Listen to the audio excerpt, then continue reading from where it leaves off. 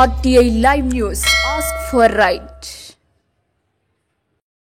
నమస్తే, welcome to RTI Live News. దేశవ్యాప్తంగా ఒకే reservation కల్పించి దోబిలకు న్యాయం చేయాలని కేంద్ర రాష్ట్ర ప్రభుత్వాలను కోరిన ప్రభాకర్ మడివాలా వికారాబాద్ జిల్లా బషీరాబాద్ మండలం ఎక్కాయల శ్రీ శ్రీ శ్రీ బాలప్ప స్వామి ఆశ్రమ పీఠాధిపతి పరమ పూజ్య శ్రీ డాక్టర్ శ్రీనివాస స్వామీజీ జిల్లా అధ్యక్షులు సిహెచ్ రవీంద్ర అధ్యక్షతన ఏర్పాటు చేసిన రాష్ట్ర అధ్యక్షుల సమావేశానికి తెలంగాణ రజక రిజర్వేషన్ సమితి రాష్ట్ర అధ్యక్షులు గోపి రజక, కర్ణాటక రాష్ట్ర మడివాల సంఘం నౌకర సమితి రాష్ట్ర ప్రధాన కార్యదర్శి ప్రభాకర్ మడివాల హాజరై మాట్లాడుతూ ఒకే వృత్తి చేసే దోబిలకు భిన్న రిజర్వేషన్లు ఉండటం సరైనది కాదని రెండు రాష్ట్రాల ముఖ్యమంత్రులు చొరవ తీసుకుని అసెంబ్లీలో తీర్మానం చేసి కేంద్రానికి పంపాలని కోరారు.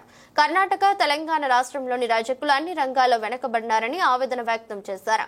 కావున బడ్జెట్ కేటాయించి వృత్తిదారుల సంక్షేమం కోసం కృషి చేయాలని కోరారు. ఫిబ్రవరి 1న మడలేశ్వర స్వామి జయంతిని కర్ణాటక రాష్ట్రంలాగే తెలంగాణలో సెలవు దినంగా ప్రకటించి ప్రభుత్వం అధికారికంగా గోపి రజక కోరారు.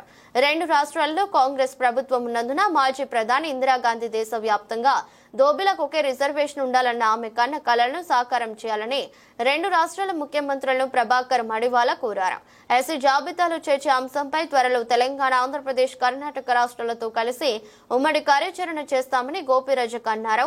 కార్యక్రమంలో జిల్లా వర్కింగ్ ప్రెసిడెన్సీ అశోక్, జిల్లా సంయుక్త కార్యదర్శి శ్రీ వెంకటయ్య, అంబేద్కర్ యోజన సంఘం అన్నారం అధ్యక్షులు సాయిలు, సిహెచ్ నాగేష్, రాజు, మడివాల సేడం, తాలూకా కోశాధికారి తదితరులు పాల్గొన్నారు.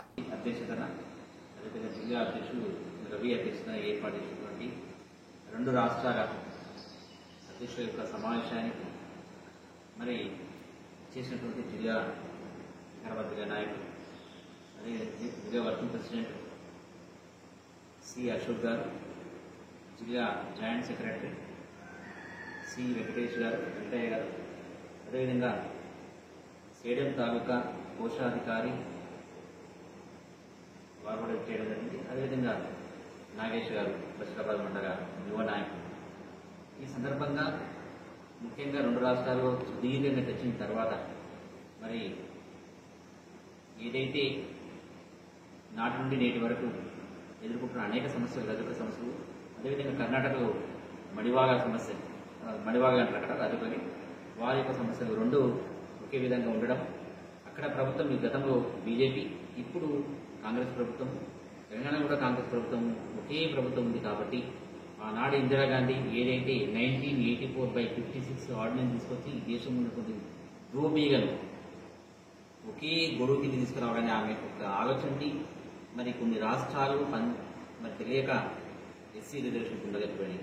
దాంట్లో భాగంగా 11 రాష్ట్రాలు ఈ దేశంలో, దాదాపు 11 రాష్ట్రాలు సౌత్ ఇండియాలో, దక్షిణ భారతదేశంలో ఉన్నటువంటి రాష్ట్రాలు రజకులు ఓబీసీగా కొనసాగడం అనేది కొంత దౌర్భాగ్యమైనటువంటి విషయం. దీన్ని సుదీర్ఘంగా మరి వారితో మాట్లాడిన తర్వాత, ప్రభాకర్ గారితో మాట్లాడిన తర్వాత మరి అక్కడటువంటి సమస్యలు ఏవైతే ఉన్నాయో మన దగ్గర ఉన్న సమస్యలు ఏమి ఒకే విధంగా ఉన్నాయి కాబట్టి రానున్న రోజు రెండు కర్ణాటక, అదేవిధంగా ఆంధ్రప్రదేశ్, తెలంగాణ ఇవన్నీ ఏవైతే ఉన్నాయో 11 రాష్ట్రాలతో మమేకమై ఉద్యమాన్ని ఉధృతం చేద్దామని ఒక ఆలోచనతో ఈరోజు వారితో సుదీర్ఘంగా తెలుసుకోవడం జరిగింది. ముఖ్యంగా రజకులను ఎస్సీ జాబితాలో చేర్చాలని చెప్పి రేవంత్ రెడ్డి గారు ఎప్పుడైతే 2016 చెప్పినటువంటి విషయాన్ని మరొకసారి గుర్తు చేస్తూ రానున్న అసెంబ్లీలో వారు తప్పకుండా ఈ విషయాన్ని చర్చించి, క్యాబినెట్లో చర్చించి, అసెంబ్లీ తీర్మానం చేసి కేంద్రానికి పంపించాలి. గతంలో వారు బీజేపీ ప్రభుత్వం మరి తీర్మానం చేసి కేంద్రాన్ని పంపించడం జరిగింది. ఆ విషయం మనకు అందరికీ తెలిసిన విషయమే.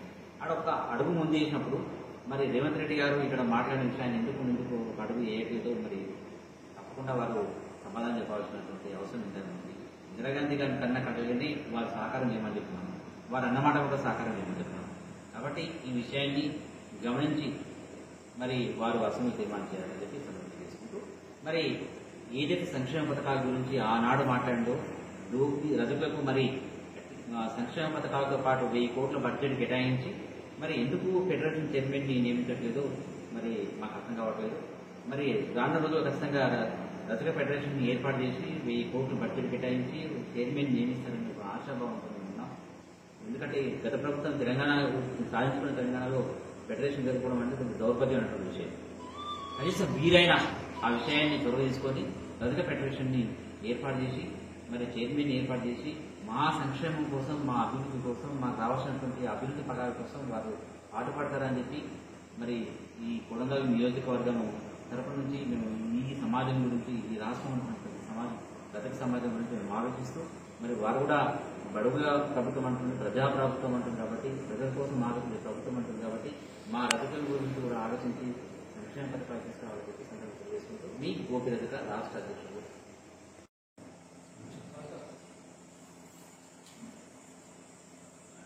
ಇಲ್ಲಿ ನೆರೆದಿರುವ ಎಲ್ಲರಿಗೂ ನನ್ನ ಹೃದಯಪೂರ್ವಕ ಧನ್ಯವಾದಗಳು.